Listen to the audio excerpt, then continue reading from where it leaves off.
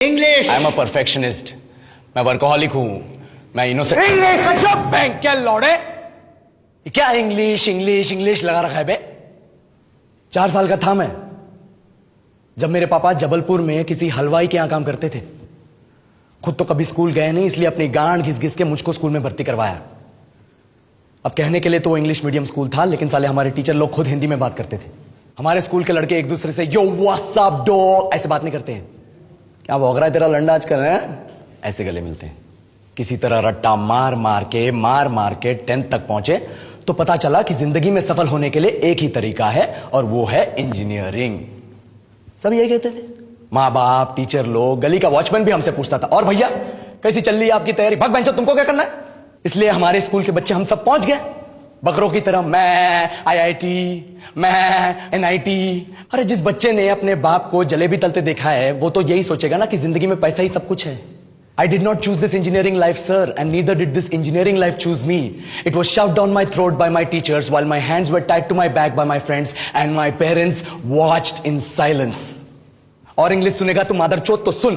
10th के बाद 2 साल लग गए इस कॉलेज में घुसने के लिए, कोचिंग में निकाल दिए। ना कुछ खेले ना कुछ सीखे, और 2 साल बाद जब यहां पहुंचे तो पता चला कि बड़े शहरों के कॉन्वेंट स्कूल के पढ़े बच्चे जब अंग्रेजी में बात करते हैं तो मरे हुए फूल भी खिल उठते हैं। आहा, हवा में ऑक्सीजन की मात्रा बढ़ जाती है इनकी अंग्रेजी सुन के। और पूरे कॉलेज की लड़कियां इन इंग्लिश स्पीकिंग लड़कों को अपना जीवन साथी .com मान चुकी है। तुझे क्या लगता है, मुझे कभी लगा नहीं कि मैं अपनी अंग्रेजी पे काम करूं, अपने पर्सनालिटी पे काम करूं? बहुत लगा। ये चूतिया इंडस वैली सिविलाइजेशन का जो एजुकेशन सिस्टम बिठा के रखे हो, जिसमें हर साल में 10 सब्जेक्ट, हर सब्जेक्ट में theory, practical, viva, lab work, external, internal, majors, minors, assignment, project, thesis, गांड मार के रख लिया हमारी। महीनों तक नहाना भूल जाते हम लोग, और फिर हमारा परसेप्शन बना देते हो कि हम ऐसे ही रहना चाहते हैं। अब इस साल में एक बार कल्चरल फेस्टिवल आता है, एक बार, उसके लिए भी प्रोफेसर से भीख मांगनी पड़ती है। अरे बिना इंग्लिश बोले, बिना लड़कियों से बात किए कौन गांडू रहना चाहता है वैसे।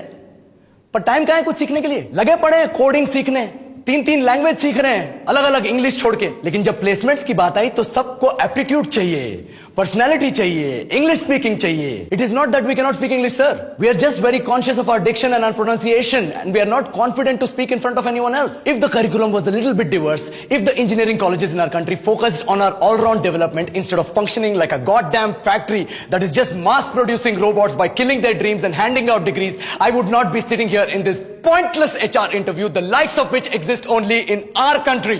ये लो सर, बोल दिया मैंने 4 और लाइन अंग्रेजी में। अब बताइए, क्या मैं आपके मल्टीनेशनल कंपनी के लायक हूं? Do I have the potential to be a slave of your esteemed organization?